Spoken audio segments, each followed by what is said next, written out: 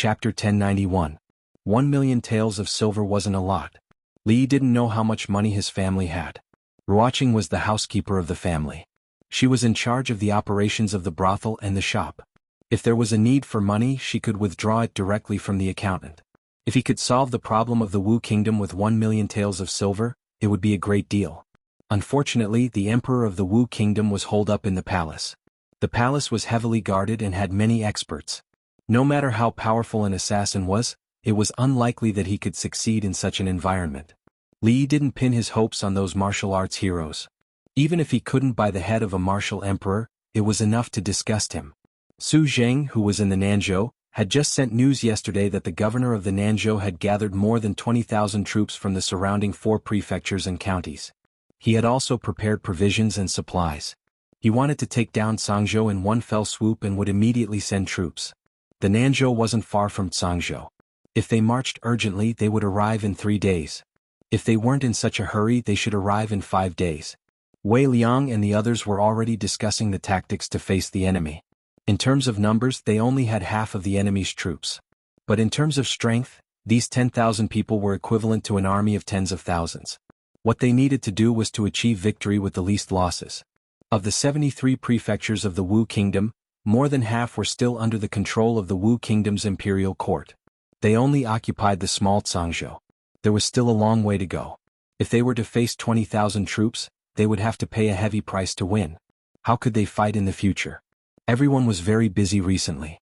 As the chief commander of the defense of the city, Wei Liang needed to discuss with his subordinates to formulate a strategy to deal with the enemy. Old Man Wang was busy fleecing the landlords in old money bags. To a certain extent, he had to redistribute the production materials. He also had to appease the village gentry who had become restless after being fleeced and not cause more chaos.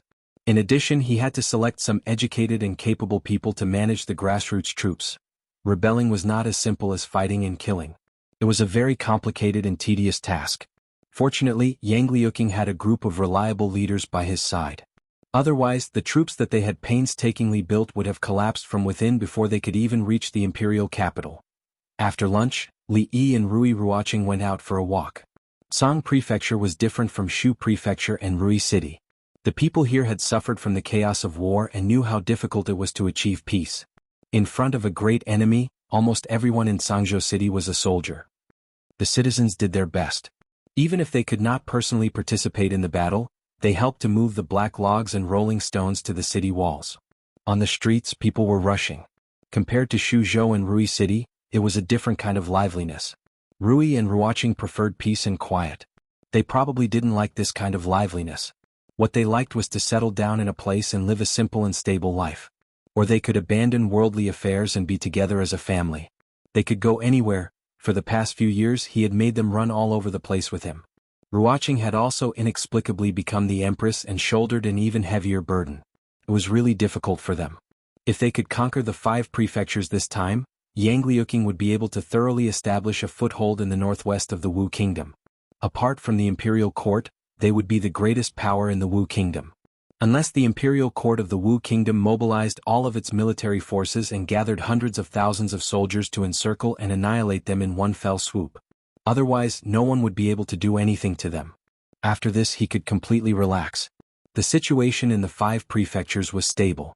Mississippi Lu also didn't need to worry about her precious disciple anymore. Song Prefecture's military camp. Wei Liang had just received a secret letter. After he opened it in front of everyone, he said in a low voice, "News from Nanzhou. The enemy will fall into the trap in 5 days. Inform the entire army to prepare for battle." Nanzhou in front of the capital. A general wearing armor rode on a horse. A deputy general beside him dismounted and knelt on one knee. He cupped his hands and said, "Reporting to the general, General Zheng is leading a vanguard of 2,000. They are escorting the provisions and are already 30 li away. Depart." The general nodded. He turned his head and said in a low voice, "Follow me to suppress the traitors. Suppress the traitors. Suppress the traitors. Suppress the traitors." The army of 20,000 stood neatly behind him and shouted in unison.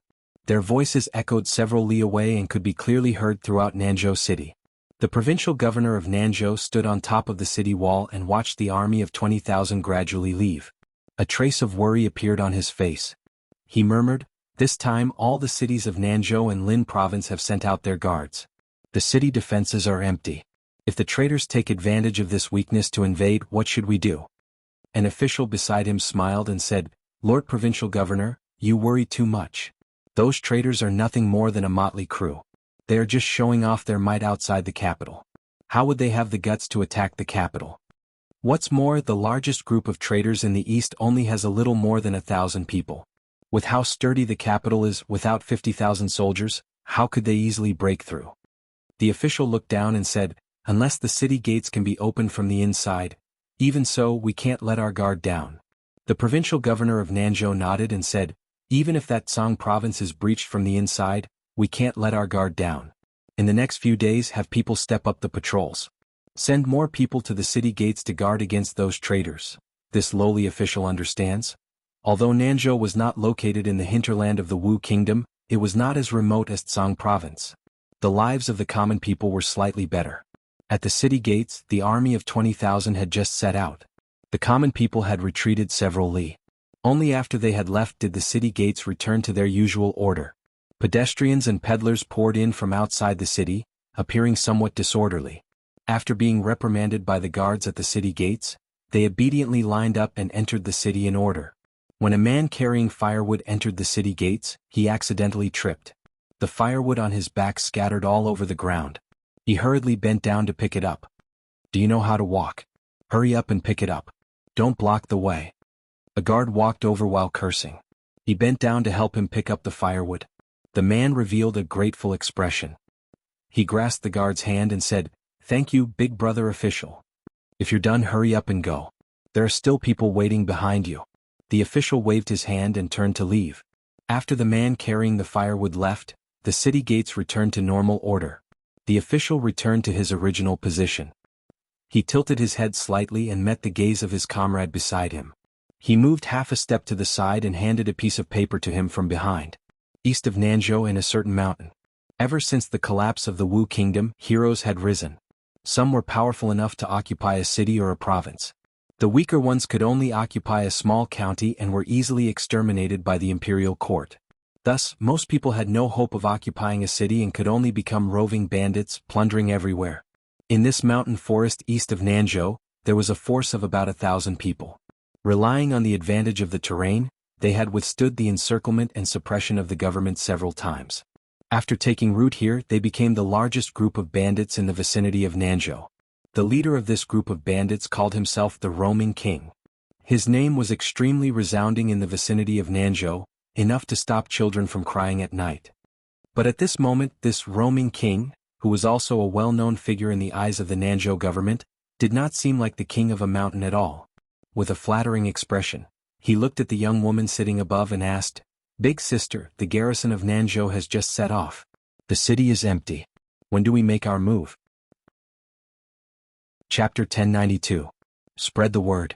Nanzhou, Yunzhou, Linzhou, Huazhou, and Tongzhou will seize the city at the same time in 3 days. Wu Chuang couldn't help but shiver when he heard the young lady's voice. Nanzhou's governor had just left with the garrison of the 5 states, but someone had already set their eyes on the state capital.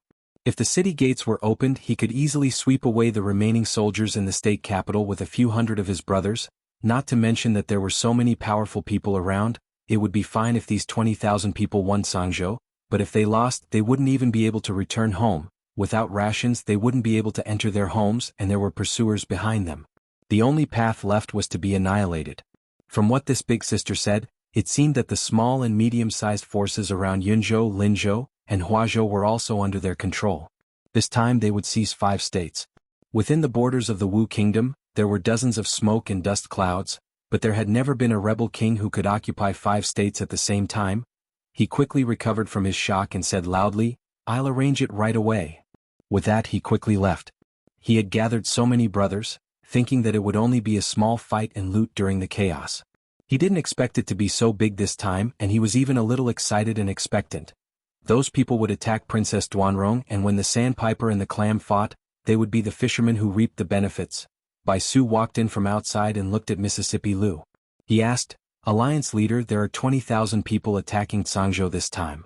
Can Jiang of Silla and the others handle it?" Mississippi Lu stood up and said, Even if there are 200,000 of them, as long as he says he can handle it, then he can handle it. Bai Su looked at her and his lips moved, but he didn't say anything else. The alliance leader always had a kind of unreasonable confidence in Jiang of Silla. She sighed inwardly.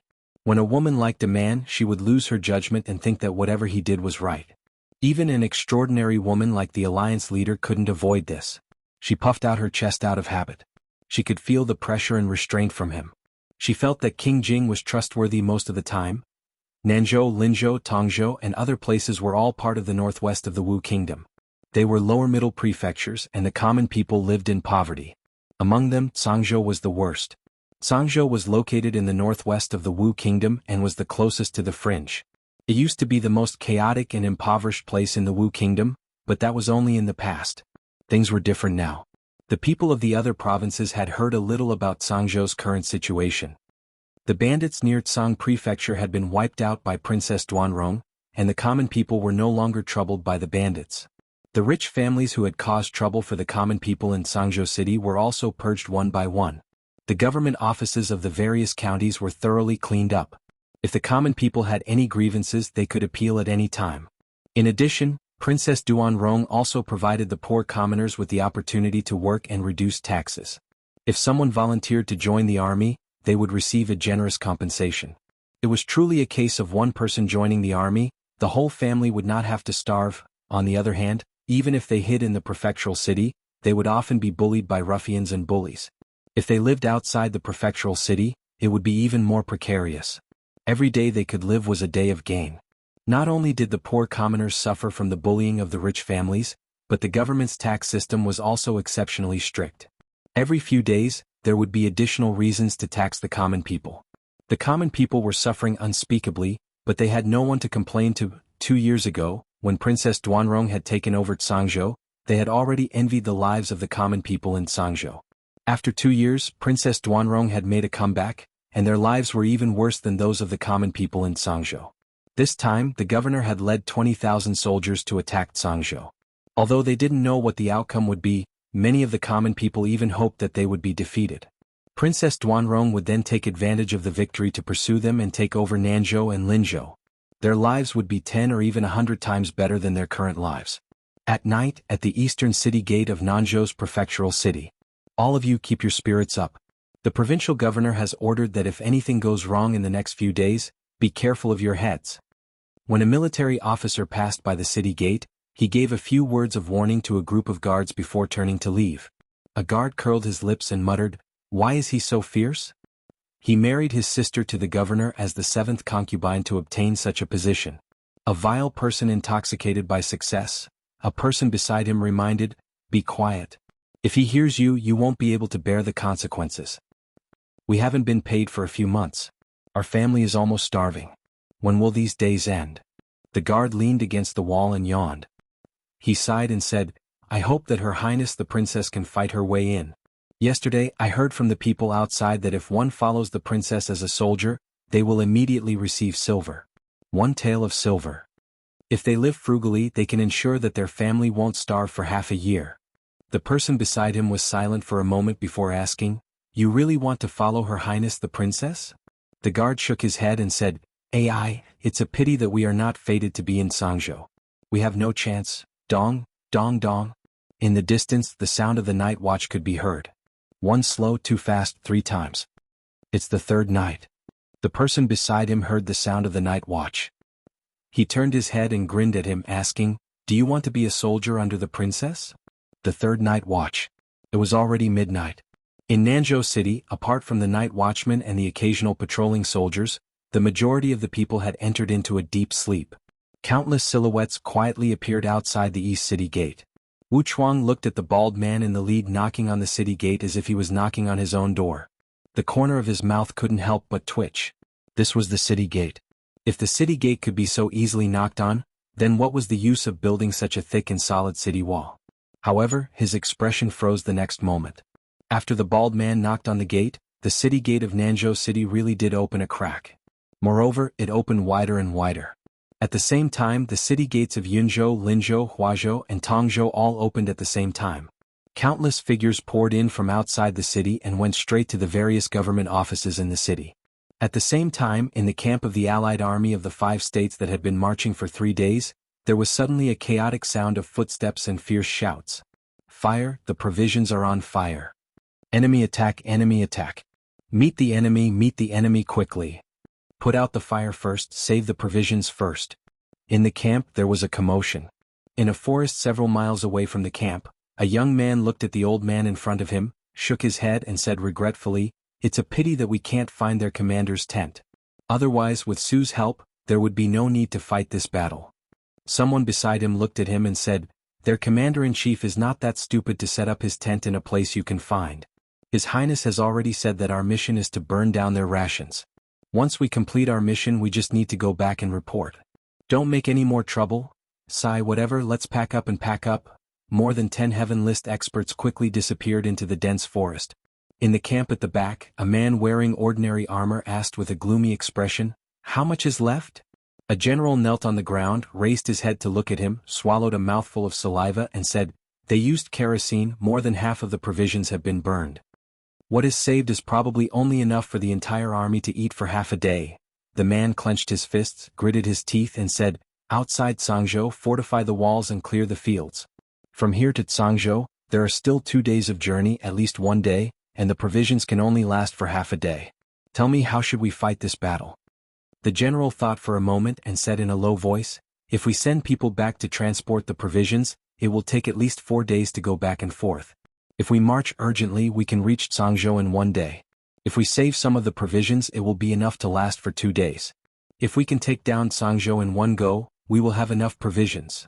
The middle-aged man said coldly, "What if we can't do it in one go?" The general said in a low voice, "General, there is a great disparity in military strength between Xianxia and us.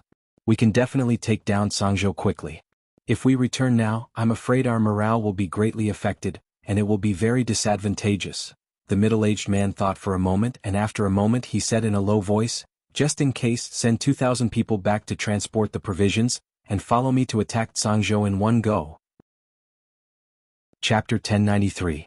Li Duan had been practicing diligently these 2 days because Rui had given him a task before he left. According to the agreed time, Nanzhou, Yunzhou, and the other 5 provinces should have fallen into her hands by now. The 20,000 soldiers led by the governor of Nanzhou had to attack the impregnable Xianxia and retreat to attack the 5 provinces. They could only run around like children without their mothers. It was truly pitiful. What was even more pitiful was that they still did not know this. Li Duan was also quite pitiful. After Rui left, he completely let himself go and neglected his practice.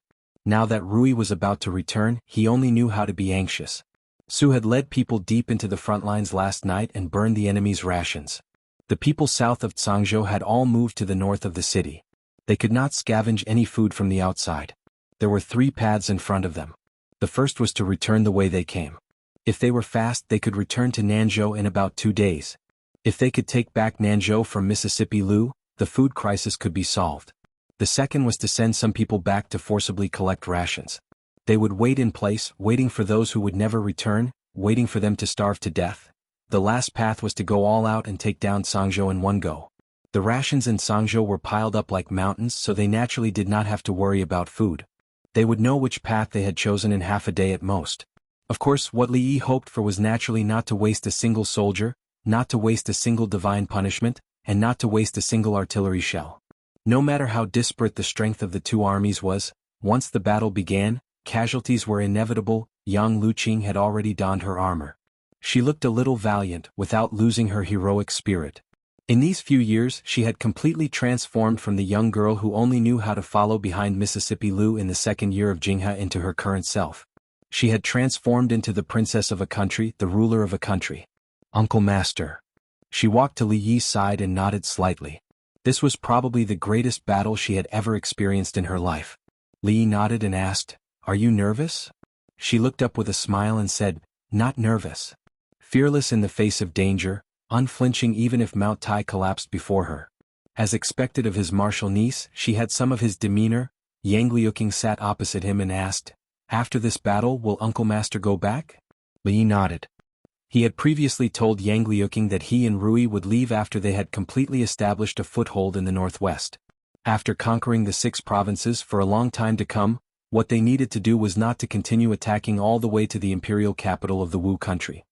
Instead, they needed to rest and recuperate, gradually nibbling away at the outside world, and slowly accumulate their strength so that they could gain a foothold here. This period of time could be 1 year or it could be 2 years.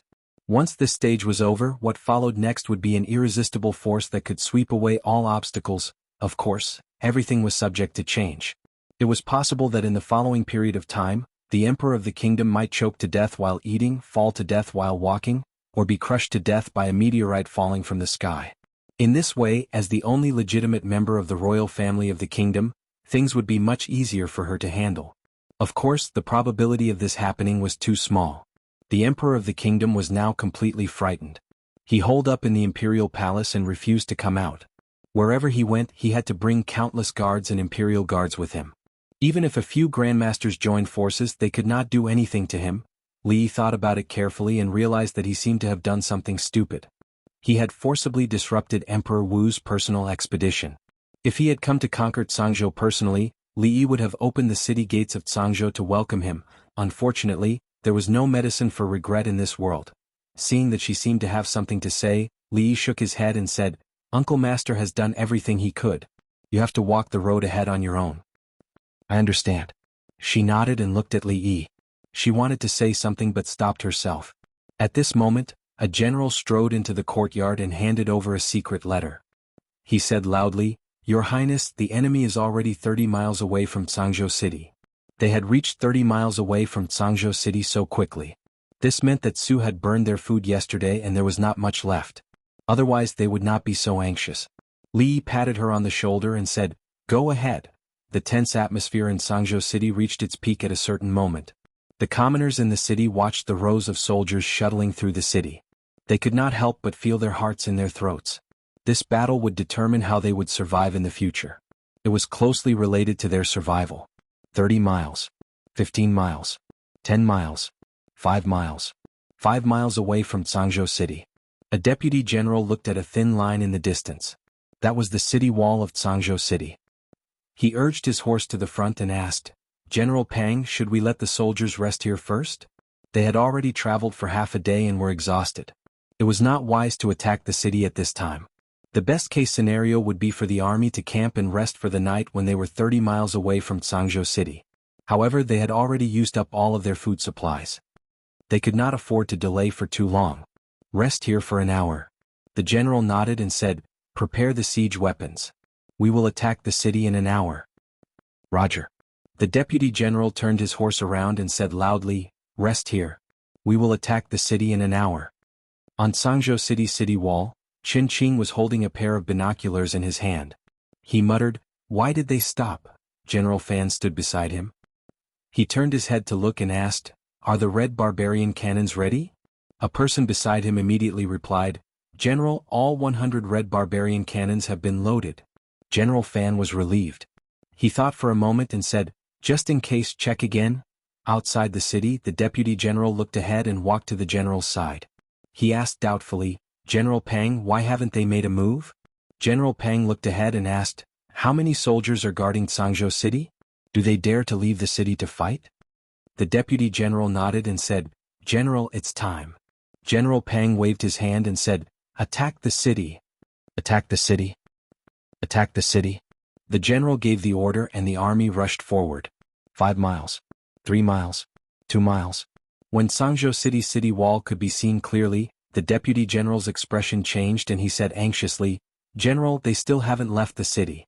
They haven't even pulled up the drawbridge. Could it be a trap?"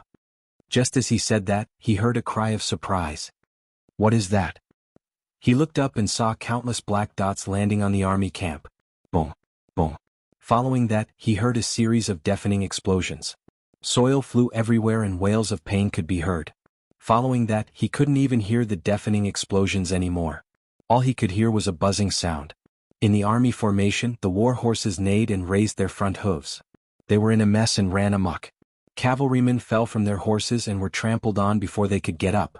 The entire battle formation was destroyed by the deafening explosion. The war horses neighed in fear and ran amok. After every deafening explosion, dozens of people fell. The fire and the deafening explosions caught them off guard. Divine punishment, this is divine punishment. A deputy general looked up and his eyes were filled with despair. This was the Jing Kingdom's divine punishment. No, it was enough to destroy their army formation from so far away. Even divine punishment did not have such power. Retreat, retreat quickly. Just as he shouted, he lowered his head and looked at the long saber that had pierced through his chest. He looked at General Pang in disbelief and his head tilted to the side. For disturbing the morale of the army, they should be killed. General Pang gritted his teeth and said loudly, "This is a long-range attack. Once we reach the city wall, they can't do anything." Attack the city? Under the command of the general, the morale of the army quickly stabilized and they quickly approached the city wall. The drawbridge under the city wall had already been pulled up. As they approached, more stones and logs fell from above. The soldiers who were approaching the city wall threw sandbags into the moat and pushed the bodies of the people beside them into the moat. Soon they reached the bottom of the city wall and were greeted by rolling stones and logs falling from the sky. In just a short distance of 2 miles, thousands of the 20,000 soldiers had died. However, they couldn't retreat. If they couldn't take down Sangzhou today, they would starve to death. Scaling ladders. Scaling ladders. Crash. Crash. Follow. Archers. Archers cover. Wei Liang waved his hand as he looked at the densely packed crowd below the city wall. Black balls were thrown down from the city wall one after another. Boom, boom, boom. A series of deafening explosions and bursting flames wiped out all the enemies below the city wall. General Pang stood in the distance and looked at the towering city wall. His heart fell into a bottomless abyss. Chapter 1094. Dad, what's going on outside? Li Duan, who was practicing martial arts, ran over and asked Li Yi when he heard the deafening noise outside. Li Yi picked him up and put him on his lap. Outside, firecrackers are being set off outside. Firecrackers? Li Duan's eyes lit up. Dad, I want to see firecrackers too. Li Yi did not mind taking his child around when he was still young to see the world, but the bloody and cruel scene outside Sangzhou City would leave a lingering shadow in his heart, not to mention Li Duan. He touched Li Duan's head and smiled. Go if you want to see it. Let Grandpa Su take you there. Remember to come back early. Your aunt will be back in a few days.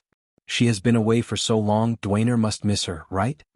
Li Duan jumped down from his lap and said seriously, Dad, I don't want to see firecrackers anymore. Dwainer is a man and a man must practice martial arts well. When Xiamu grows up, I can protect her and not let her be bullied. I still have to protect Xiaorui, Xiaonyang and many people. I can't relax. Dad, I'm going to practice. Li Yi watched him walk back to the yard and set up a fighting stance. His punches and kicks already had a little bit of momentum. Although he was everyone's baby since he was young, no one, including Rui, spoiled him. The 3-year-old Li Duan was more obedient and sensible than the 13-year-old Yang Fu. Li Yi was deeply gratified. He turned his head and looked outside. The sounds of explosions were still rising and falling. As long as the weather allowed, this thing was an unparalleled weapon, whether it was used to attack or defend a city. Unless there was a huge disparity in the number of people, they would have to sacrifice their lives. 20,000 against 10,000, if they didn't meet a godlike commander, there was almost no chance of victory. Obviously, the enemy's commander was not so smart to choose to use half a day to catch up and immediately attack the city without provisions. On the city wall, General Fan rubbed his hands and said, Damn it, I've been fighting wars for 20 years, but I didn't know that wars could be fought like this. As long as I stand on the city wall and throw stones, the enemies will come wave after wave to die. Isn't this like harvesting chives? Wei Liang looked down and saw that the enemy had already retreated. He ordered his men, check the casualties and take a break. Although the soldiers did not leave the city, there were still people who were injured by the arrows and stones of the enemy. Of course, compared to the thousands of casualties of the enemy, their losses were almost negligible. More than 10,000 people temporarily set up camp 5 miles away from Sangzhou's capital. The atmosphere in the camp was gloomy. General Pang, they have the Jing Kingdom's Tianfa. We can't win. What should we do? A deputy general had just opened his mouth to speak when he recalled the deputy general who had been sacrificed by General Pang for damaging their morale and immediately changed his words. General Pang thought for a moment, then said with a gloomy face, Rest for half an hour, then launched the second attack. Originally they thought that Sangzhou was still the original Sangzhou. With 20,000 soldiers, they could easily break through the broken city wall and march straight in. However, the enemy had built such a strong city wall in such a short time, and they even had the Jing Kingdom's Tianfa divine weapon. but they could not retreat. Without food they had no way of retreat. They could only advance, not retreat. If they advanced they might have a chance of survival, but if they retreated they would die.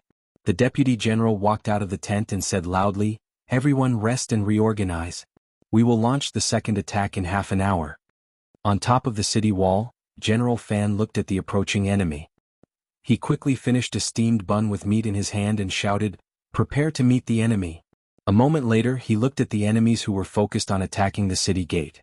A cold smile appeared on his face and he waved his hand, "Throw." Below at the city gate, thunder boomed, and with every boom someone would fall. Every time someone fell, someone else would stand up from behind and forcefully smash a thick and solid tree against the city gate, giving off a muffled sound. Attack the city with all your might. Once the city gate is open we will win. Crazed expressions appeared on their faces as they hit the gate again and again. Under their attacks, the city gate shook violently. The person at the front had an excited look on his face. He shouted, "The city gate is going to break soon. Use more strength, use more strength." Boom, boom. Dozens of people hugged the huge log and slammed it against the city gate. The thick and heavy city gate could not withstand such a powerful impact and creaked. Finally, after a series of collisions, the huge log directly smashed through the city gates, and the two city gates collapsed with a loud rumble.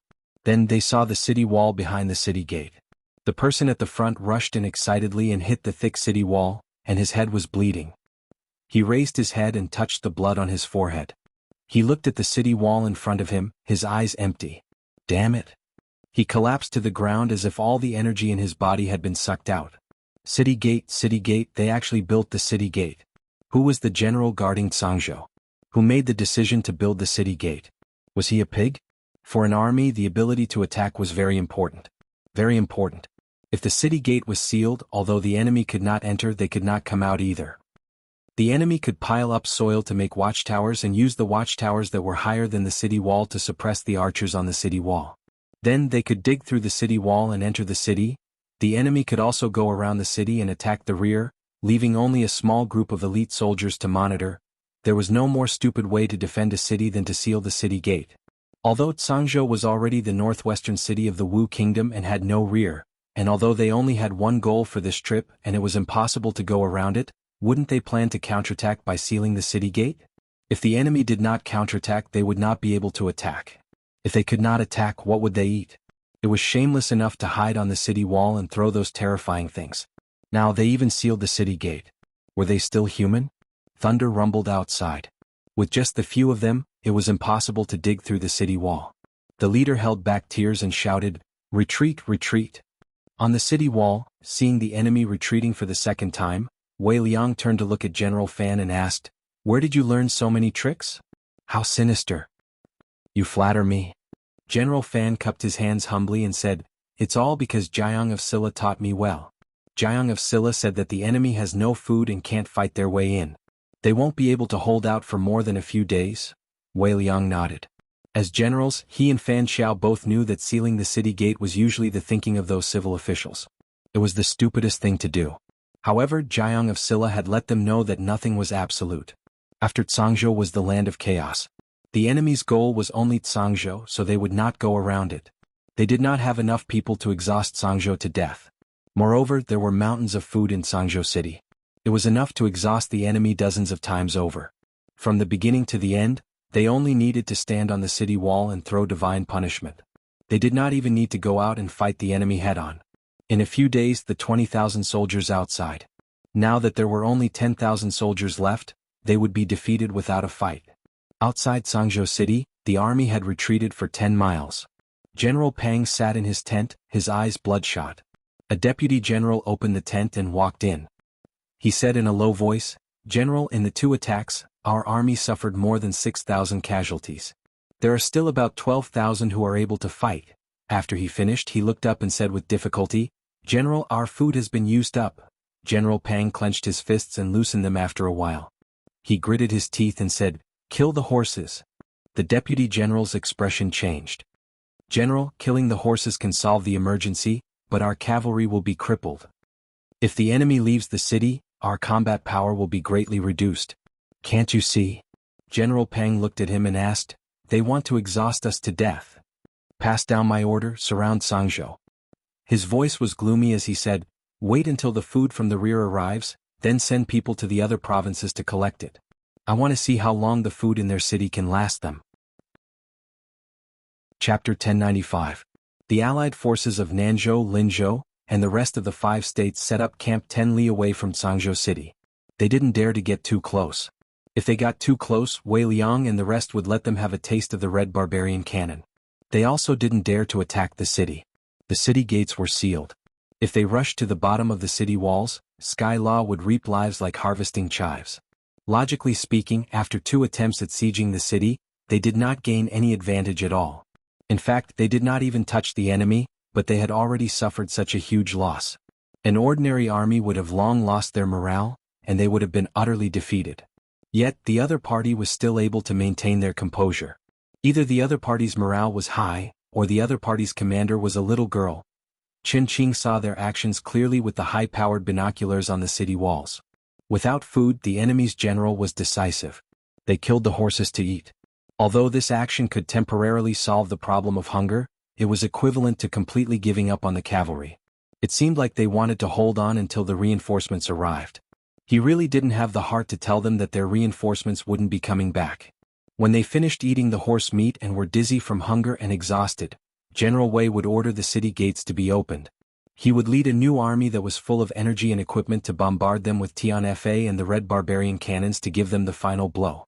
The citizens of Changzhou City could finally relax.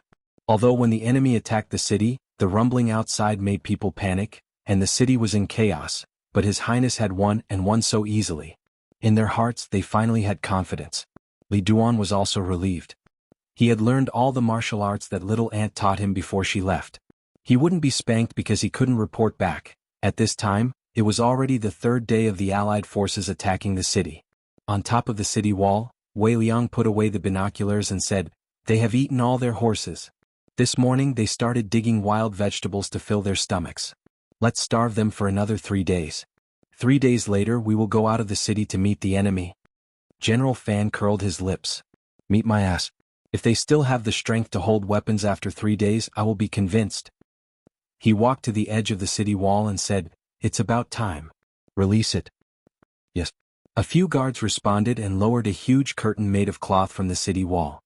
Not long after, a horse galloped into the barracks outside the city. A moment later, a deputy general walked into the main tent and said in a deep voice, "General Pang, a scout just came back and said that they wrote on the city wall." The middle-aged man frowned. "What word?" The deputy general opened his mouth and said with difficulty, "Those who surrender will not be killed." General Pang slammed the table and roared, "Bastard! General, we've run out of rations. The soldiers haven't eaten well these past few days. Many of them are vomiting and having diarrhea. Why haven't the people who went to transport the rations returned?" A gloomy expression appeared on General Pang's face as he said, "I've already sent people to investigate. There will be news in at most 2 days. But the soldiers can't wait another 2 days. Since yesterday, hundreds of deserters have appeared."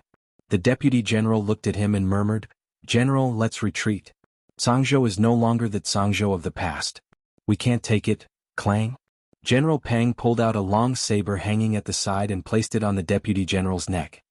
He glared at him and said angrily, "Say that again, and I will behead you for disturbing the morale of the army."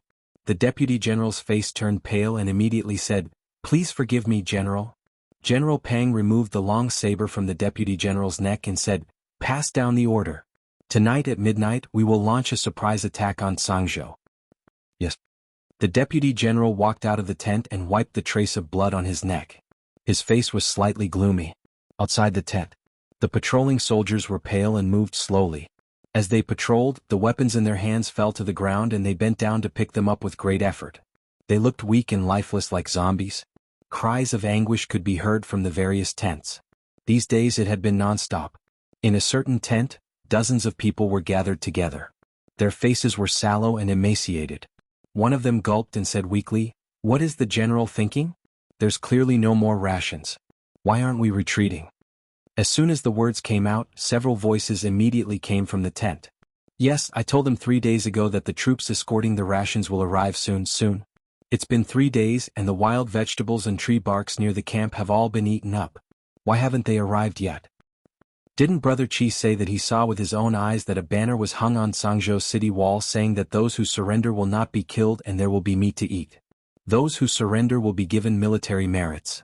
Is there really such a thing? Shut up. A person walked in from outside the tent and shouted angrily. The people in the tent shuddered and shrunk their heads back. They whispered, "General, discussing defecting in the army was a capital offense." Just like those deserters, their heads were hung in front of the formation after they were captured. If they were not the general's personal guards, they would have already knelt and begged for mercy. The deputy general looked at them and said, "Who gave you the guts to discuss this in the tent?" "General, we are wrong." The few of them knelt on the ground and said in unison. The deputy general stood where he was and looked at them. After a while he said, "Chi-san, come with me." The scout called Chi-san was called to another tent. The people in the tent looked at each other with flickering eyes. A short while later the scout called Chi-san returned to his tent. Another hour passed and the rest of the people walked out of their tents and entered the other tents. On the city walls of the Zhangzhou's capital, Wei Liang received an arrow from a soldier and removed a paper tube from the end of the arrow. A smile appeared on his face as he tossed it to General Fan beside him. They wanted to send people over at midnight to secretly break through the city wall. What a good idea. General Fan pursed his lips and said, "Tell the brothers to perk up for this, General, tonight." It was midnight. The moon was dark and the wind was strong. There were no stars in the night sky. The entire city of Zhangzhou was shrouded in darkness. Outside the city walls, a black shadow was slowly approaching the city walls. "Even the heavens are helping me." Behind the crowd, General Pang looked at the pitch-black night and ordered, "After entering the city, think of every way possible to hollow out the city wall. The others will cover the attack." Gulp. Suddenly a strange sound was heard. A person beside him held his stomach and whispered, "General, I'm sorry, I can't control my stomach." General Pang frowned and glared at his personal guard. "Bear with it for a while more. When we enter the city you can eat as much as you want." As soon as he finished speaking, a large fire suddenly lit up on the city wall. He was only stunned for a moment before he immediately said, "Attack the city." Poof. The sound of a sharp sword piercing into flesh could be heard. General Pang was very familiar with this sound. Just a few days ago, he had pierced his sword into the chest of the deputy general who had disturbed the morale of the army. At this moment, another deputy general stood behind him and whispered in his ear, "General, I'm sorry. His Majesty only wants you to live because you want to conquer Zhangzhou. However, we also want to live. Only by following Her Highness can we live and have meat to eat." He slowly pulled out his sword and said, "So, General, please die." General Pang clutched his chest, the light in his eyes frozen. The deputy general threw down the blood-stained sword in his hand and said loudly, "General Pang is dead, we are willing to surrender." The hundreds of soldiers beside him put down their weapons and said in unison, "General Pang is dead, we are willing to surrender." Countless people in the distance stared at the people in front of them in a daze. They saw the group of people kneeling on the ground, and when they heard the words, "General Pang is dead," they were momentarily stunned before they put down their weapons and knelt on the ground. "We can't surrender. We can't surrender. You are committing treason." There were many different voices, but these voices did not last long before they were drowned out by the voices around them. Chapter 1096. Filling one's stomach and ensuring one's survival were the most basic requirements of a human being. The commander of the allied forces of the 5 provinces had already been killed by the rebellious deputy general. No one knew what he was thinking. As the commander, he had actually committed such a grave mistake. Under the circumstances where the entire army couldn't fill their stomachs, he still gave the order to attack the city even at the cost of his life. When Wei Liang and the others left the city to receive the rebels, they didn't encounter much resistance. Those who resisted were all taken down by their comrades. Over 10,000 people consumed a lot of rations every day. However, Yang Liuqing couldn't bring herself to abuse captives. Fortunately, Zhangzhou wasn't what it used to be. What they lacked the least was rations. For the time being, there wouldn't be a food crisis. Wei Liang and the others reorganized the surrendered soldiers in the shortest time possible and brought them out of Zhangzhou. Nanzhou, Linzhou, and the other places were now in their hands. They had to bring these people back to defend as soon as possible to prevent any new changes. Up until now, Yang Liuqing and the others had already taken control of 6 provinces. The troops under their control had also reached more than 20,000. Zhangzhou had already become the rear. Some people were left in Zhangzhou, while the others had to head to Nanzhou and the other places that had already become the front lines. 20,000 troops wasn't a lot. The next step was to further expand the troops. They were already familiar with this. Under the attraction of the high benefits, in a few months, the troops in her hands would multiply. When Nanzhou and the other 4 provinces had completely settled down, she would also have a mighty army that could attack wherever she pointed, win every battle and conquer every city, in an era where most countries still used cold weapons, as long as they didn't encounter the Jing kingdom that had the omniscient view. After some training with heavenly punishment, cannons, flintlocks and all kinds of firearms, they could sweep through everything in their way. Minzhou, Linzhou, Yunzhou, Huazhou and Tongzhou had fallen at the same time. The allied forces of the 5 provinces had suffered a crushing defeat in attacking Cangzhou. The governor of Nanzhou had died, and the allied forces had been absorbed by Princess Duanrong. From then on, the forces led by Princess Duanrong had already occupied 6 provinces in the northwest of the Wu kingdom, becoming a well-deserved hegemon. Once this news spread, it spread rapidly within the borders of the Wu kingdom. Fuzhou. Fu province was also located in the northwest of the Wu kingdom, but unlike Nanzhou and other places, it wasn't under the jurisdiction of the imperial court. Several years ago, Emperor Wu had started a rebellion, killing his brother and father. After he ascended to the throne, the provincial governor of Fuzhou used the excuse that Emperor Wu had gone against the will of heaven to rebel against the imperial court. He called himself the Prince of Kong. Because Fuzhou had the advantage of the terrain, it was easy to defend and hard to attack. In the past few years, the imperial court had tried to encircle and suppress them several times, but to no avail. They had taken advantage of this opportunity to expand and strengthen themselves. Right now, they were one of the top powers in the northwestern region of the Wu kingdom. Of course, he could only count to 3 now. At this time, the former provincial governor of Fuzhou, the current Prince of Kong, had lost his usual composure. He paced around the mansion until someone walked quickly into the hall. He immediately raised his head and asked anxiously, "Is there any mistake in the news? Did Princess Duanrong really seize 5 provinces and the allied forces of the 5 provinces were defeated?" The young man who walked in nodded and said solemnly, "Your Highness, we still don't know the specifics. However, including Nanzhou, the flags of Princess Duanrong have indeed been hung in the capitals of the 5 provinces." According to the news, right after the allied forces of the 5 provinces led by the governor of Nanzhou left, the capitals of the 5 provinces were seized by someone on the same night and the government offices were taken over. We originally thought that it was the fishermen who reaped the benefits when the sandpiper and the clam fought. However, we didn't expect that both the sandpiper and the fishermen were actually Princess Duanrong's people. Prince of Kong was silent for a moment and asked again, "Rumor has it that Princess Duanrong has Tianfa of the Jing kingdom. Is this news true or false?" "This news has not been confirmed yet." The young man pondered for a moment and said slowly, "I only heard that when the allied forces of the 5 provinces were 2 li away from the capital of Cangzhou, a meteorite fell into the army camp. Its power was not weaker than Tianfa of the Jing kingdom. As a result, the allied forces suffered heavy casualties. And when they attacked the city, the thunderous roars could be clearly heard from more than 10 li away. Then it should be true." Prince of Kong murmured.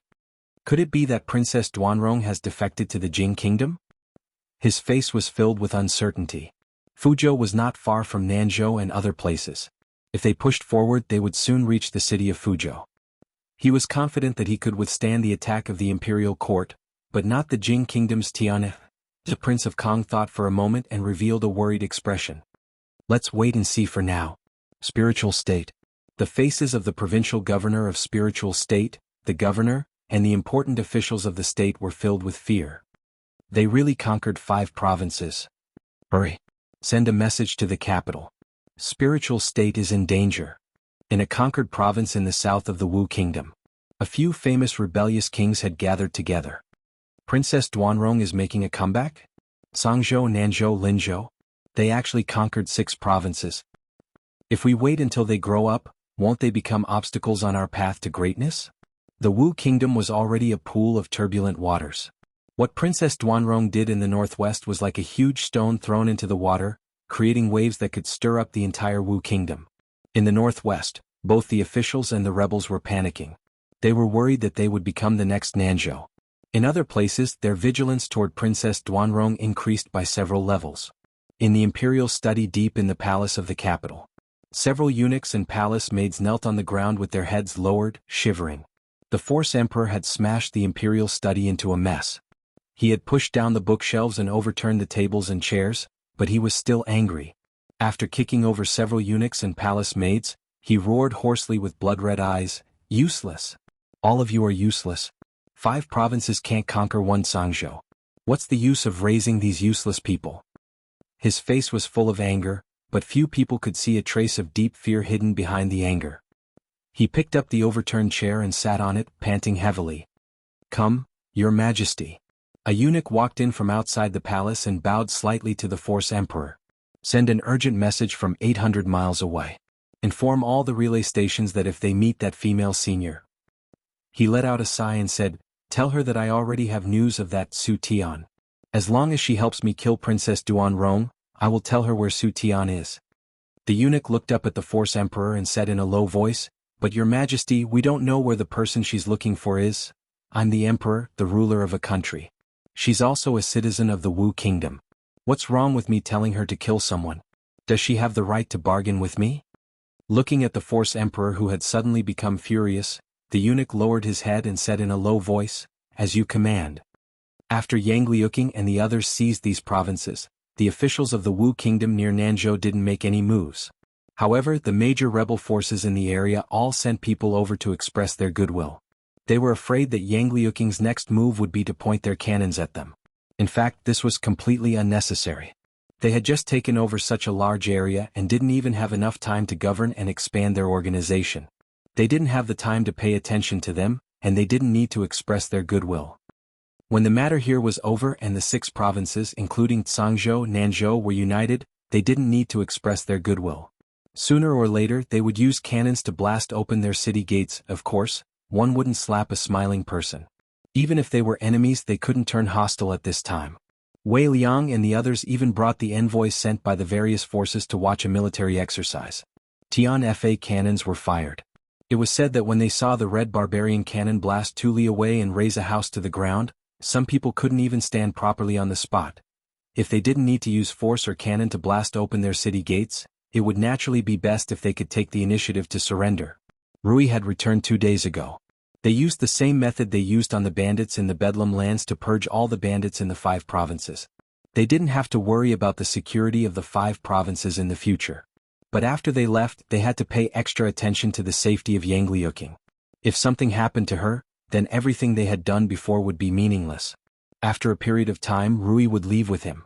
Su definitely wouldn't be willing to stay.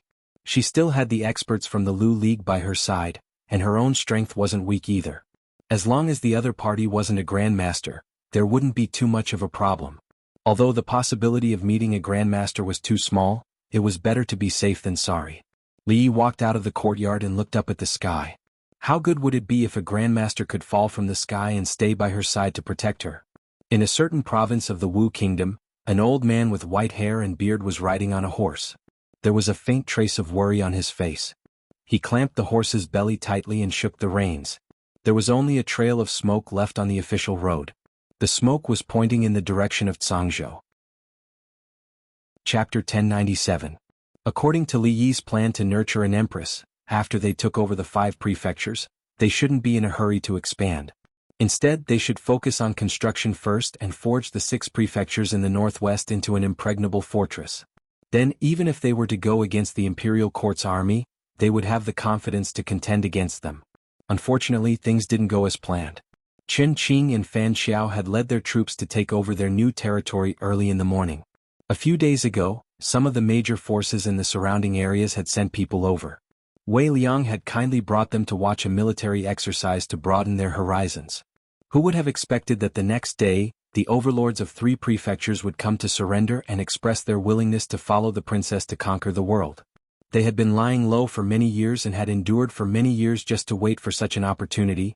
Perhaps they had betrayed the imperial court back then just to wait for such a wise ruler. Or perhaps it was because on the day of the military exercise, Wei Liang and the others weren't stingy at all. Dozens of red barbarian cannons fired at the same time and razed a section of Zhangzhou's old city wall to the ground.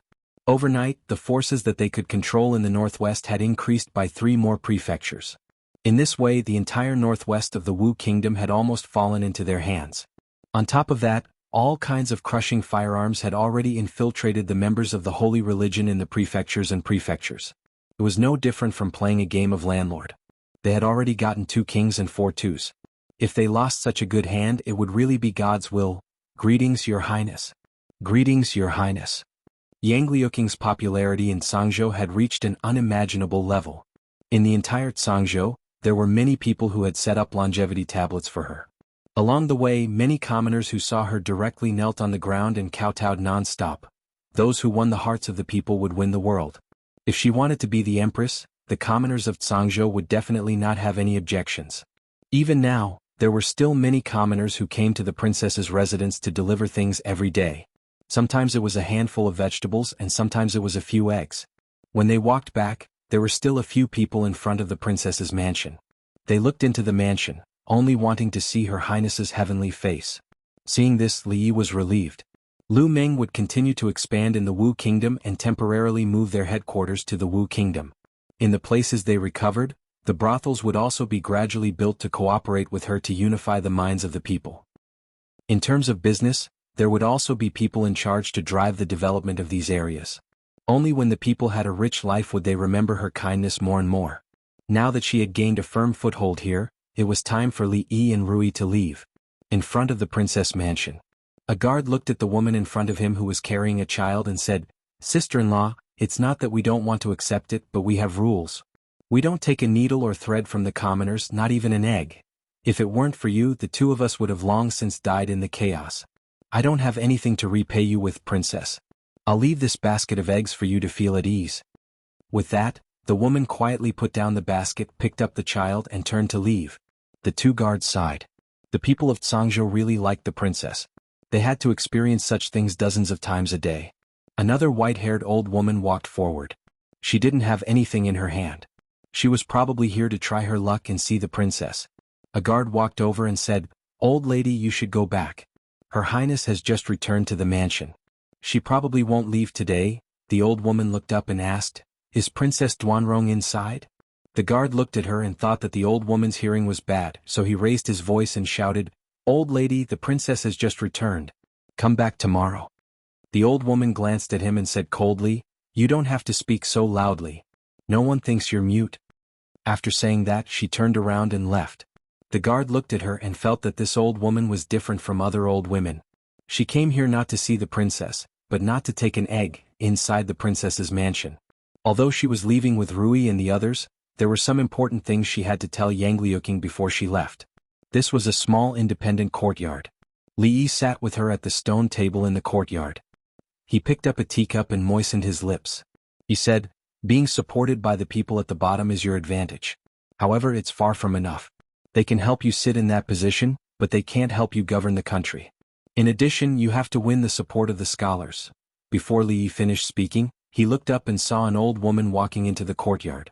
He stood up. The princess's mansion was heavily guarded. There were also many guards at the entrance of the small courtyard.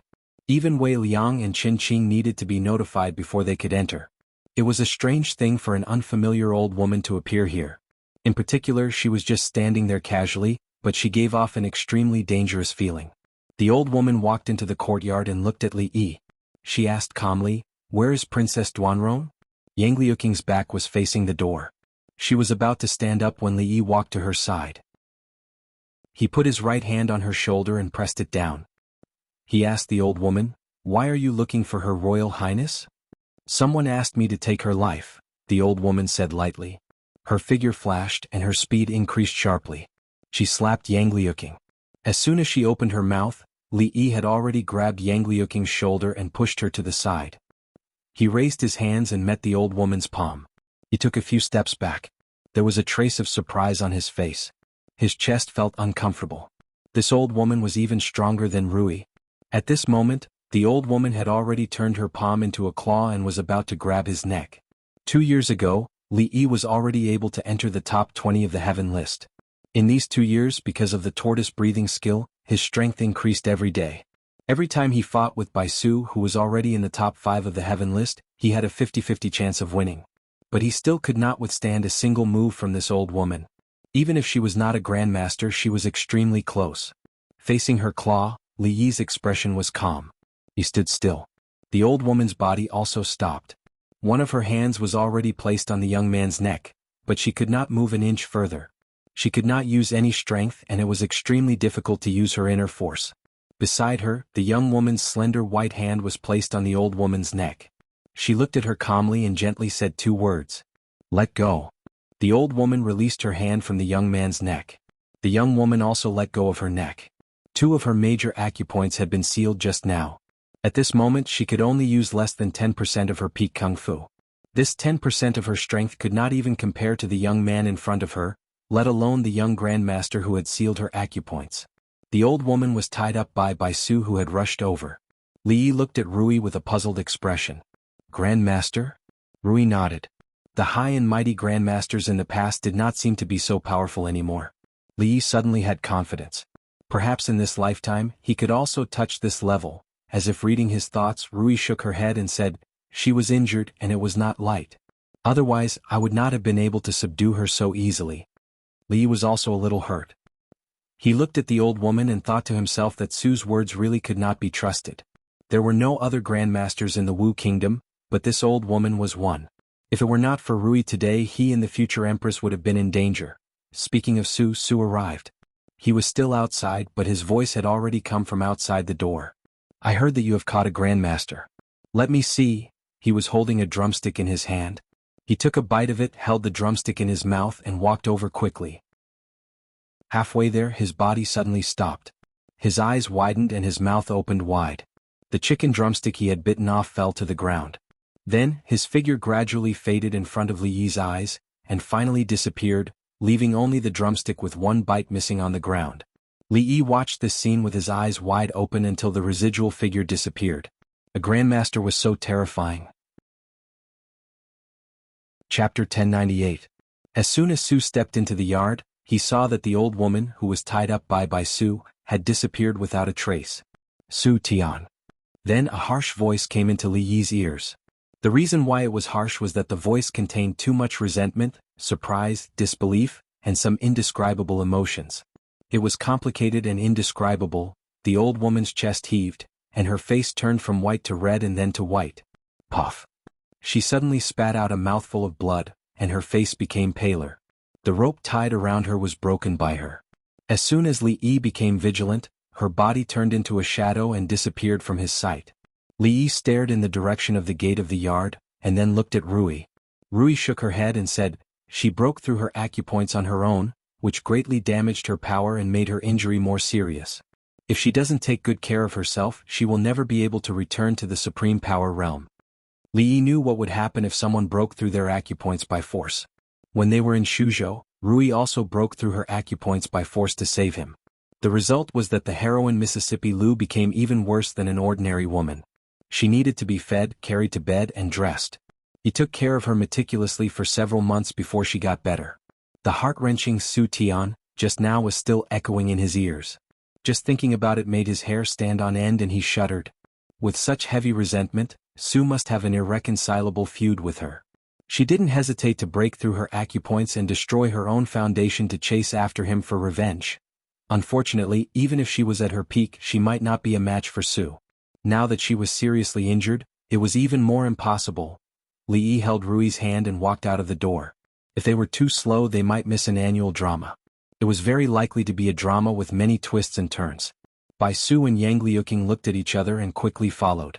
Outside the princess palace, the old woman stood on the street and looked around.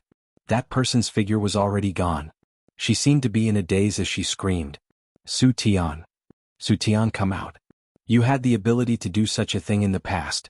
Why don't you have the ability to come out now? Come out.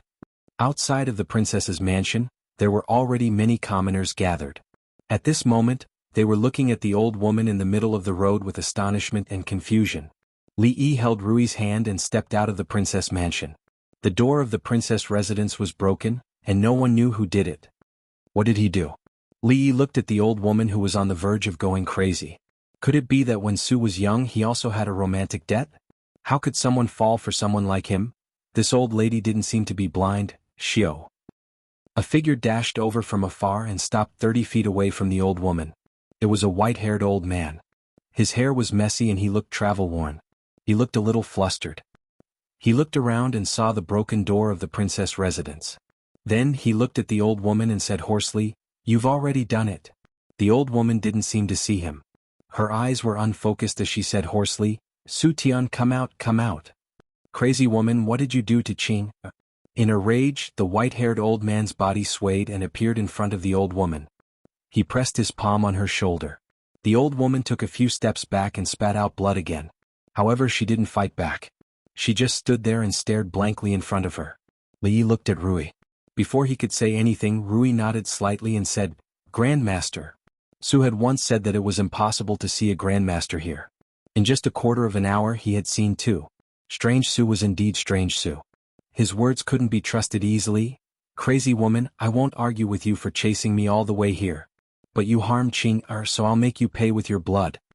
On the long street the old man looked at the old woman. His face was full of anger. He said in a stern voice and slapped the old woman's chest. Bang! This was not the sound of his angry slap landing on the old woman's body. Out of nowhere, a foot stretched out and kicked him in the chest. He flew backward and fell to the ground in a sorry state. He took a few steps back and patted his chest. When he looked up, he was suddenly stunned and said in shock, Strange Su, why is it you? Then he pointed at the old woman and said, Quick, help me catch her. I have an irreconcilable hatred with this crazy woman. Don't let her escape. Su looked at him expressionlessly and said indifferently, Get lost. The old man was stunned. Then, his face became extremely ugly and he asked, Su Tian, what do you mean by this? Su ignored him and turned around to help the old woman tidy up her clothes. He carefully wiped the blood from the corner of her mouth and sighed. You might not be able to return to the Grandmaster realm for the rest of your life if you force your way through. Why bother? The old woman looked at him and said with a smile, I became a Grandmaster so that I can catch up to you one day. When I catch up to you, being a Grandmaster means nothing to me? Li Yi didn't expect that one day he would eat Su's dog food. Indeed, one couldn't judge a book by its cover. Even the sloppiest person could show off dog food. The white-haired old man looked at the opposite side and said again, Su, shut up. Li Yi glared at him. So what's Su? Don't you know how to read the situation? The old man patted the footprint on his chest and his breathing became heavier. It had been a long time since someone had talked to him like this.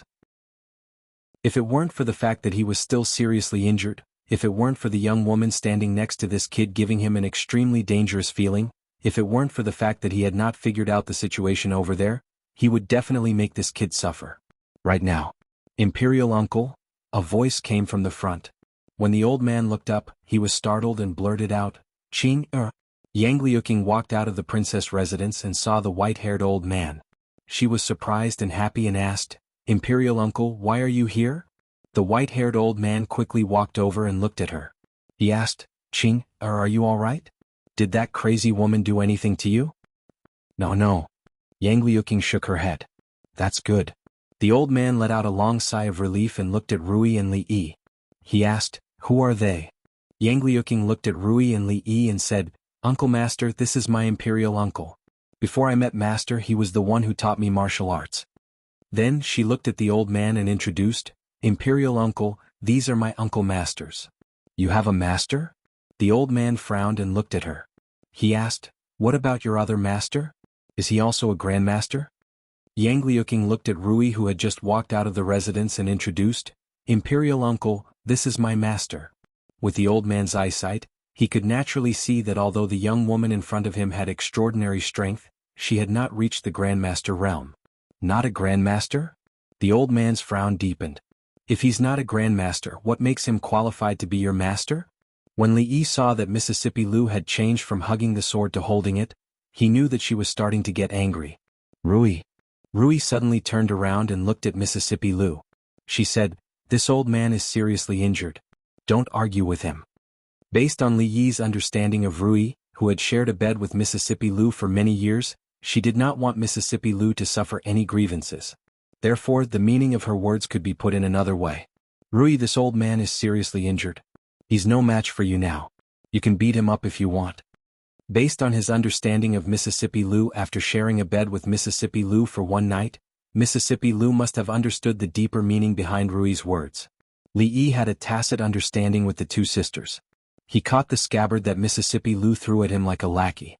However, a cold light suddenly appeared in the eyes of the white-haired old man. He was shocked and quickly retreated.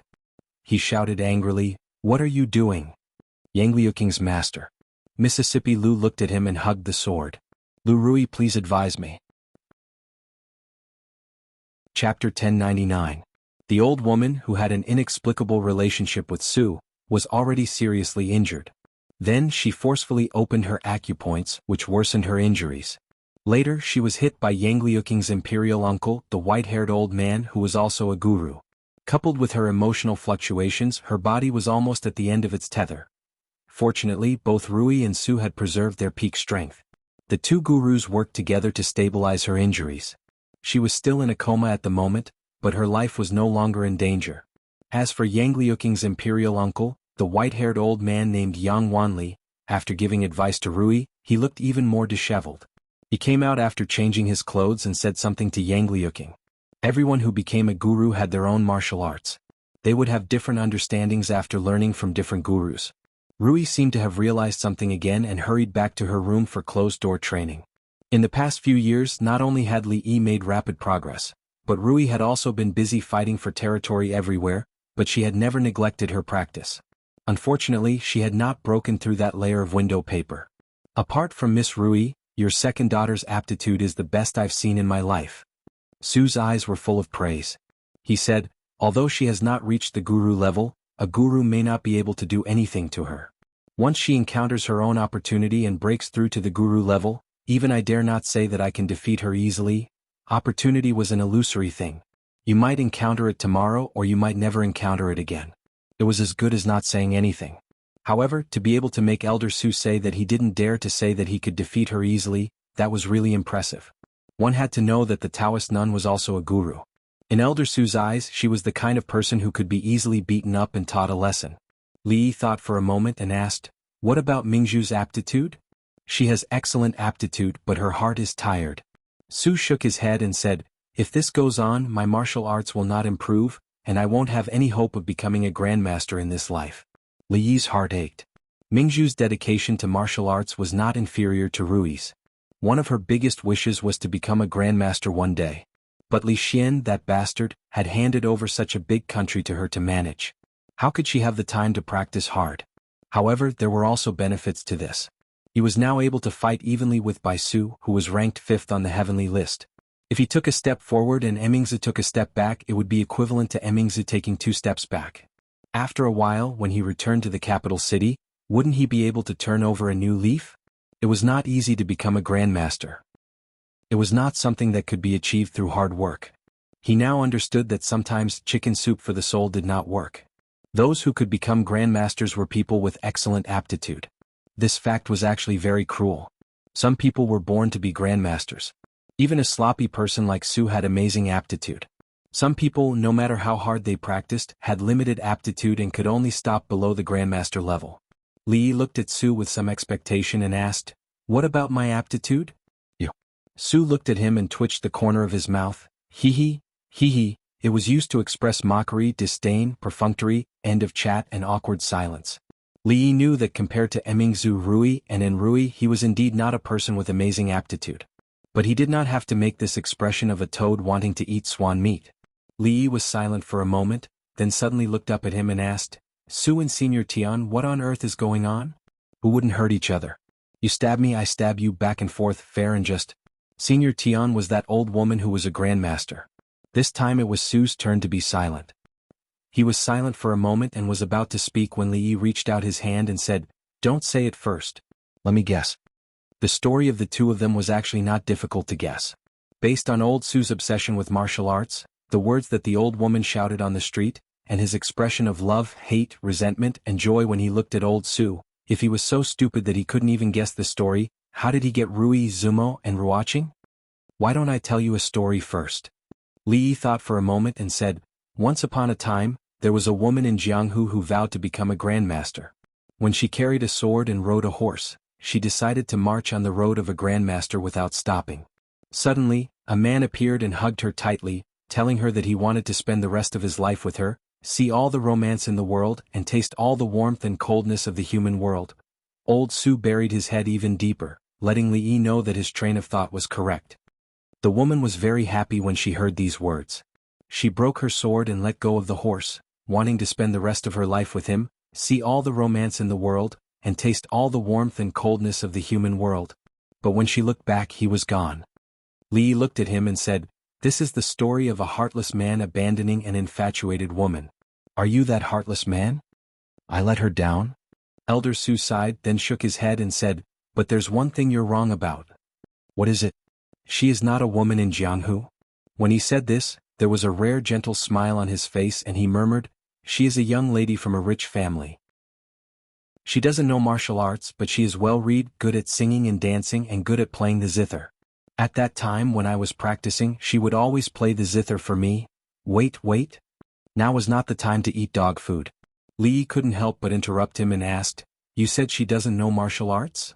If he wanted to refute him, there was no need to find such a flawed excuse. If a grandmaster didn't know martial arts, then what were they?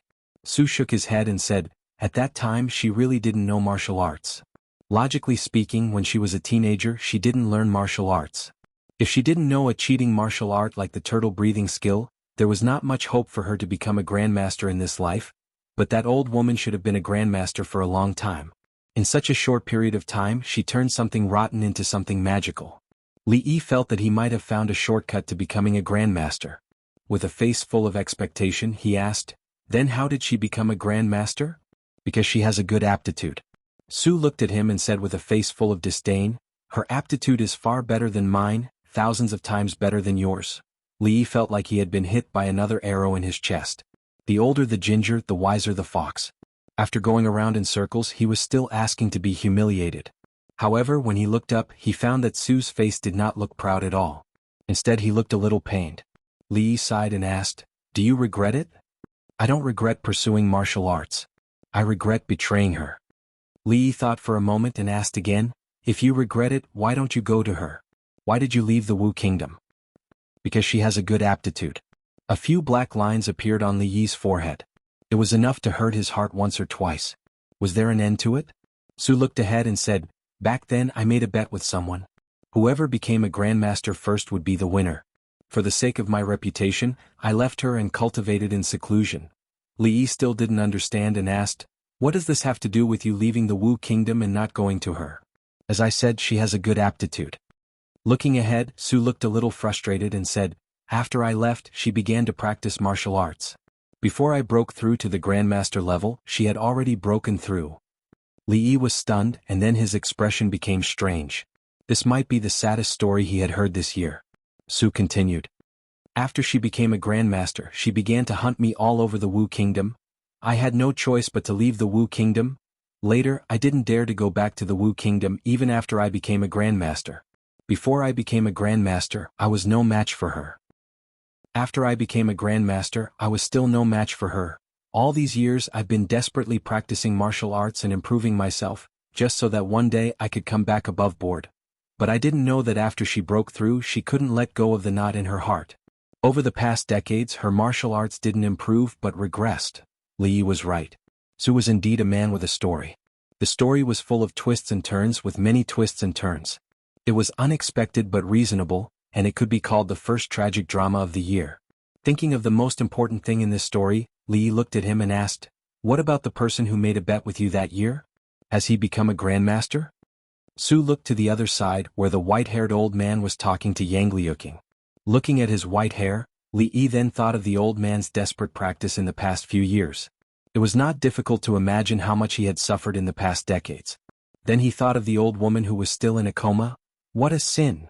He sighed, patted Su on the shoulder, pointed to the white-haired old man and said, "If I were you, I would drag him out and bury him alive." That day he accidentally saw a book called Mandarin Duck Handkerchief in Mississippi Lou's room. There was a sentence written in it. He forgot the original words, but the general meaning was that if a man really liked a woman he would love everything about her, even if it was something bad in the eyes of others. On the other hand, when a woman liked a man it was the same. In this very feudal era, the author of the book was really a god to be able to write such a thought-provoking philosophy. In the room, the old woman looked at Su and asked, "Don't you have anything to say to me?" "Yes." Su thought for a moment, looked into her eyes, sighed and said, "There was once a sincere love in front of me but I didn't cherish it. When I lost it, it was too late to regret it. If God could give me a chance to start over." "Bah! Li Yi spat the melon seed skin on the ground. He couldn't listen anymore and turned to leave. Before leaving, he looked back and saw the old woman sitting there in a daze. Her face was touched and tears flickered in her eyes. When Li Yi walked past Yang Liuqing and the old man was talking to her. This time, you were able to conquer these provinces in the northwest. It is indeed beyond my expectations. The old man sighed and said, this old man only hates that I didn't kill that beast with my palm. My young royal family wouldn't have withered to this extent. Yang Liuqing lowered her head and didn't say anything. The old man suddenly looked at her and asked, everyone says that Fu Er was assassinated and died. Is this true or false? Yang Liuqing looked at him. After a moment, she shook her head and said, Yang Fu is still alive. That's great. The old man called Xuanhuan stood up and said, I heard that you have the weapons of the Jing Kingdom's army. It is extremely easy to break through the walls and attack the city. Yang Zhe has already betrayed the people. You gather the army and fight all the way from here to the imperial capital. This is not a fantasy. At that time, kill that traitor, restore order, and support Fu Er to the throne. Only then can the Wu Kingdom have a way out. Li Yi stopped in his tracks and glanced over. Su walked out of the room with a face full of joy. Seeing Li Yi's expression, he asked, what's wrong? Li Yi looked at him and said, about what I just said to Elder Su, you should reconsider it. Su was puzzled and asked, think about what? Li Yi sighed and said, just bury him. Chapter 1101. This old man also did not expect that you would be able to obtain so many divine weapons from the Jing Kingdom. With the help of these things, as long as you have more than 100,000 soldiers, you will be invincible and invincible. No city will be able to stop you. In at most a year, you will be able to subdue all of the provinces and counties of the Wu Kingdom and bring your army to the imperial capital. The old man called Xuanhuan spoke in high spirits as if he had already seen the scene he had described. He was completely unaware that the atmosphere had already quietly changed. Yang Liuqing lowered her head with a complicated expression. Li Yi's gaze suddenly became emotionless. Su Tian looked at him and slightly shook his head. Yang Liuqing raised her head to look at Li Yi. Her lips moved. Although she did not speak, Li Yi understood her expression and did not say anything for the time being. Soon after, she turned her head to look at the white-haired old man and said seriously, Imperial Uncle, I want to be the emperor. With the red barbarian cannon, the imperial guards of the imperial capital will not be a match for you. As Xuanhuan's spittle flew, he suddenly stopped. After a moment of shock, he looked at her and asked, what did you just say? Yang Liuqing met his gaze, her expression still extremely serious. She said word by word, I said, I want to be the emperor myself. Xuanhuan frowned and said in a deep voice, do you know what you are saying? Yang Liuqing nodded and said, I know. I said, after we fight our way to the imperial capital, I want to be the emperor myself. She repeated these words 3 times. Each time her expression became more and more serious, but each time her tone became more and more indifferent. It was as if she was saying something insignificant. She was not discussing it but announcing it. A bunch of nonsense, a bunch of nonsense. The white-haired old man looked at her. Before he could reprimand her, Su patted his shoulder and said, come with me. The white-haired old man glanced at Yang Liuqing and followed Su to the other side. Su stopped and turned his head to look at him. He said, you better give up on your previous thoughts. Xuanhuan frowned. Su, what do you mean by this? I've seen Yang Fu. Su shook his head and said, that child is already useless. Rather than letting him become the emperor, it would be better to let the Wu Kingdom continue to be in chaos. Xuanhuan glared at him and said, speak clearly. Su looked at him and asked, do you know why your niece could conquer the entire northwest of the Wu Kingdom in such a short time? Because they have the Jing Kingdom's Tianfa and the red barbarian cannon. Do you know where these things came from?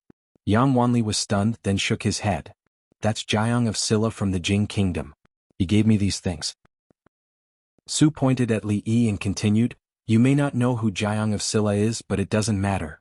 All you need to know is why he helped your granddaughter. Why?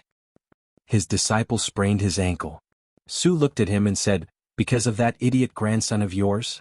You may not believe it, but because of this simple reason, the world he obtained by killing his brother and father was gone with a bang. After listening to the story, Xuanhuan was stunned. When he came back to his senses, he looked at Su and asked, do you think I'm muddle-headed? Su didn't answer. He looked at him and said for the last time, the world of the Yang clan can fall into anyone's hands, but it can't fall into the hands of that idiot grandson of yours. and it can't fall into the hands of Yang Fu, do you understand? Yang Wanli looked at him for a long time and said in a deep voice, "What if I object? I will first cripple your martial arts." Su looked at him and said, "Don't look at me like that. You're no match for me right now. You can't even beat the second young mistress. Even if you're not injured, I can still cripple your martial arts." Yang Wanli didn't doubt his strength. Although he was injured, his eyesight and perception were still there. He didn't want to admit it, but he had to admit that the current Su was very strange and he couldn't see through him. On the path to becoming a grandmaster, he had at least taken a big step ahead of them. Yang Wanli looked at him calmly. "We've been friends for decades and you want to cripple my martial arts?" Su shook his head and said, "I'm just advising you.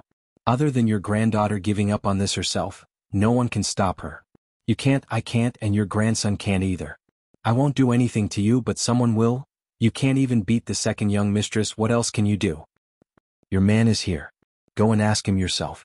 Seeing Prime Minister Wang walk in, Su looked at him and said to him, "I'll give you one last piece of advice. Don't mess with Jiang of Silla. After all, you can't even beat the second young mistress." He turned around and left. After taking 2 steps, he turned back and looked at Prime Minister Wang, saying, "Wait a minute." He walked back and kicked Yang Wanli's butt, sending the latter flying. "This kick is for the palm you just hit her with." His figure flashed and he chased after him. Another voice came from outside the door. "This kick is for making her chase you for 2 months. This kick is for losing a bet with me. This kick is for my own will." Seeing Su walk in, Li asked, "Is it done?" Su nodded and said, "Don't worry. He's not a stubborn person. Otherwise he would be the martial emperor now." "I'm not asking him." Li shook his head. Did it make any difference whether the old man did it or not? He couldn't even beat Rui. If he didn't listen to him, he could just drag him out and bury him. He looked at Su and said, "I'm talking about the one in the room." Old Su blushed, which was rare. This was the first time that Li Yi had seen admiration on his face. Su nodded and said, "You taught me a good way." Li Yi shook his head. It wasn't that he taught him a good way. It was that the old woman's feelings for him hadn't diminished after decades. Instead, they had become more and more mellow. He didn't believe that he could give a white rabbit creamy candy to a random girl on the street and hold her hand and say sweet words to her. It would be strange if the old hooligan didn't arrest him to take him to the officials. "Uncle." Yang Liuqing walked to his side and said in a low voice, "You are the future empress. You have to show the aura that you used to talk to your uncle just now." Li Yi looked at her and said, "Stick out your chest and raise your head." Bai Su was standing next to Yang Liuqing, shoulder to shoulder. She didn't notice it before, but when she raised her head and raised her chest, the contrast between the two was a little obvious. Bai Su was very sensitive to certain things. She immediately noticed the difference between the two. She glared at Li Yi fiercely and turned away. Li Yi just wanted to cultivate Yang Liuqing's confidence. This time he really didn't do it on purpose. But then again, Mississippi Lu's apprentice really didn't embarrass her. He didn't want to say that. What he wanted to say was that the current Yang Liuqing had already made him very satisfied. The words she said in front of old man Yang just now were neither servile nor overbearing. She was unquestionable. She already had a little bit of what an empress should have. On one side, Yang Liuqing raised her chest and raised her head. On the other side, Prime Minister Wang was scolded by old man Yang. "What kind of prime minister are you? You actually didn't tell me such a big thing. The former emperor handed King Jing to you. How did you teach him? How did you teach him to be like this? How did you face the former emperor?" After scolding Prime Minister Wang, Yang Wanli finally vented his anger. He strode over, looked at Li Yi and said, "Jiang of Silla, come in with me." "Don't worry." Li Yi faced Yang Liuqing's worried eyes and followed Yang Wanli into a room. "Yang Fu can't be the emperor." Without waiting for him to speak, Li Yi went straight to the point. "I'm the one who gave them their weapons. I'm the one who gave them Sky's punishment. I'm also the one who gave them the Red Barbarian Cannon. I'm also the one who came up with their revolutionary plans. Do you think that I did all of this because I have too much money to burn?" Yang Wanli looked at him and said aggressively, "You gave her weapons, Qianfa, and the Red Barbarian Cannon. You helped her make a plan to make her the next emperor of the Wu Kingdom. You must have a motive for everything you do. If you didn't do all of this because you have too much money to burn, then tell me, what are you after?" Li Yi really wanted to tell him that he actually did all of this because he had too much money to burn. Yang Liuqing was Rui's disciple and his martial nephew. Even if he wanted to burn money, burning it on her was obviously better than burning it on someone else. Moreover, this money was just an investment. There would be generous returns in the future. Most importantly, this money also carried a great dream of his. Of course, none of this had anything to do with this old man. He didn't need to explain it to him. Li looked at him and said calmly, "She is my martial nephew. I am willing to help her. You don't have to worry about me. You must have a motive for giving." Xuanhuan looked at him and a thoughtful expression appeared on his face. After a moment he seemed to realize something. He suddenly slammed the table and said angrily, "You beast! She is your martial nephew." Chapter 1102. Although Li Yi wasn't familiar with this old man called Xuanhuan and it was their first time meeting, he could almost conclude that he was a very selfish person. What you give, you must want. How selfish must a person be to say something so selfish? His mother had raised him up and sacrificed so much. What was he after? Prime Minister Wang was already so old, yet he gave up the luxurious life in the imperial capital and the high position of Prime Minister, who was below only one person but above tens of thousands of people, and risked his life to follow Yang Luqing around, wholeheartedly assisting her. What was he after? Mississippi Lu, because of the master-disciple relationship, gathered the masters of the Lu Alliance to help her take down 5 cities. What was she after? This old man wasn't only selfish but also arrogant. He liked to impose his thoughts on others. Yang Liuqing was his martial nephew. He helped his martial nephew take revenge, help his martial nephew fulfill his wish, help his martial nephew plan his life. What was going on? What was going on? Xuanhuan looked at him and said in a low voice, "Since ancient times there has never been a female emperor. Forget it." Li Yi interrupted him with a wave of his hand. "Don't think that you can speak irresponsibly just because you're old. Who says that no woman has ever been an emperor since ancient times? Do you not pay any attention to current affairs other than cultivating? Also, even if there isn't a female emperor, why can't she be the first? You?" Xuanhuan was speechless at Li Yi's question. He took a deep breath and said, "What if this old man firmly opposes? Then drag him out and bury him." "You won't do that." "I really won't." Li Yi nodded. No matter what, this old man was one of the few relatives of Yang Liuqing. He couldn't really drag him out and bury him. However, he was quite popular in the Wu Kingdom. If he was determined to go against them, there would be some unnecessary trouble. "I can cripple your martial arts, find a courtyard, and let you live out the rest of your life in peace. What do you think of this suggestion?" Li looked at him and asked, "Can you beat our second miss? What about after she becomes the emperor?" Xuanhuan took a deep breath and thought. He looked at him and asked, "Who will she pass the empire to?" "That's her business. Didn't Prime Minister Wang tell you just now?" Li shook his head and said, "Whether it's passed to her son or daughter, that's your Yang family's business. You can pass it to whoever you want, but it won't be passed to my son. It has nothing to do with me." Li knew what old Yang was worried about. He wasn't worried that Yang Liuqing would become the first emperor in the Wu Kingdom or even the world. He was worried that Yang Liuqing would interfere with the Wu Kingdom's imperial power. He had experienced this kind of thing once in the Jing Kingdom.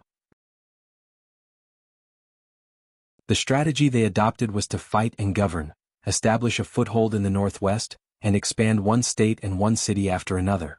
Although this would take some time, after she ascended the throne, the internal strife of the Wu Kingdom would also end. With a wave of her hand, it would be a new era of the Empress. She was injured and needs to recuperate. "This time I won't go back with you." Su looked at Senior Tian on the bed, then turned to look at him and said. Li nodded. The Wu Kingdom was basically settled. Shuzhou and Rui City had been stable. Su would stay here to take care of Senior Tian and protect Yang Liuqing at the same time, in case old Yang regretted it. Since he had taken the initiative to suggest it, there was no need for him to say it himself. In fact, they did not have anything important to do next. They would probably go sightseeing, travel around various countries, fulfill Rui's jianghu dream, and accompany Rui and the others. Of course, in the process, whether it was the Qi Kingdom or the Jing Kingdom, there were still some things that needed to be settled. Of course, these were all things that needed to be planned after they returned to Rui City. Su thought for a while, then looked at him and asked, "You are going to the Qi Kingdom, right?" Li nodded slightly. It was a must to go to the Qi Kingdom. The business in the Qi Kingdom had been handed over to Miss Lin. Even he himself did not expect that he would be a hands-off boss for 4 years. Every year, the silver shipped from the Qi Kingdom accounted for more than 10% of the total income of the mansion. It seemed to be only 10%, but it was already a very terrifying number. In these 4 years, apart from a regular letter, he had no other contact with Miss Lin. In addition, it was time to settle the grudges with the Taoist nun and the holy religion. Su looked at him and said, "If there is any news about the Taoist nun, let me know immediately." Su was a very strange person.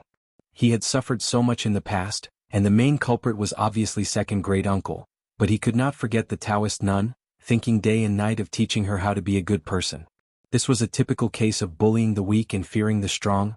What Taoist nun? The old woman leaning against the headboard suddenly asked. A female grandmaster. Li thought for a while, then said, "She is old friends with Su." A female grandmaster? Elder Tian's eyes moved.